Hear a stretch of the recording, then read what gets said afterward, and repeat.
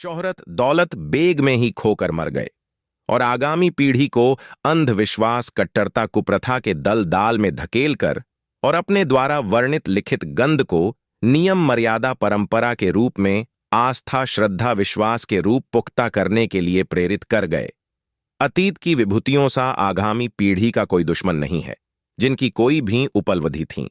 अंधविश्वास कट्टरता रब शब्द जैसी कुप्रथा के अलावा मेरी यही मुख्य उपलब्धि है कि रब गुरु परमार्थ भक्तिभाव प्रेम ध्यान योग साधना श्रद्धा आस्था विश्वास सिर्फ एक व्यवसाय धंधा ढोंग ड्रामा भ्रम पाखंड हैं।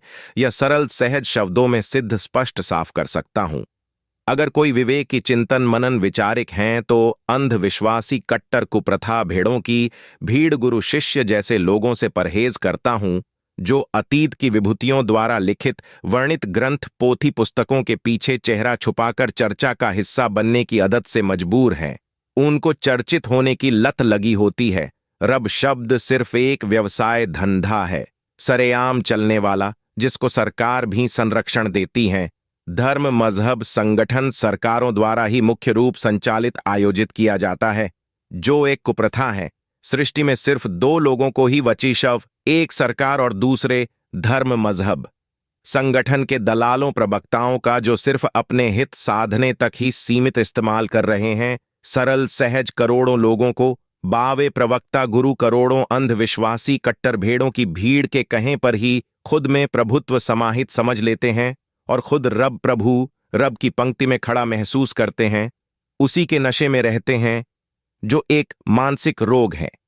अगर अंधविश्वासी कट्टर भेड़ों की भीड़ के पास रब की थोड़ी पहचान होती तो गुरु की खोज में आपके पास क्यों आते? दोनों ही गुरु चेला अपने अपने दांव पेंच में होते हैं। दोनों ही संपूर्ण रूप से अंधविश्वास ही होते हैं, क्योंकि आज का गुरु भी कल किसी गुरु का चेला ही तो रहा है। जिस गुरु की विचारधारा परंपरा को नियम मर्यादा को पीढ़ी दर पीढ़ी बढ़ाने की कोशिश में दिन रात प्रयासरत हैं। गुरु के गुरु ने करोड़ों लोगों की मानसिकता को अपनी विचारधारा अनुसार सीमित सोच के दायरे तक रब नर्क के भय डालकर बंधा होता है। सिर्फ अस्थाई तत्वों प्रसिद्धि प्रतिष्ठा शोहरत दौलत बेग के लिए कबीर जैसी हस्ती ने भी अपनी वर्णित ग्रंथ पोथी पुस्तकों में सिर्फ गुरु को ही संपूर्ण संरक्षण दिया, शिष्या को तो डर खौफ भय से ही भयभीत किया है। कबीर भी कभी खुद के ही परिचय से परिचित नहीं था।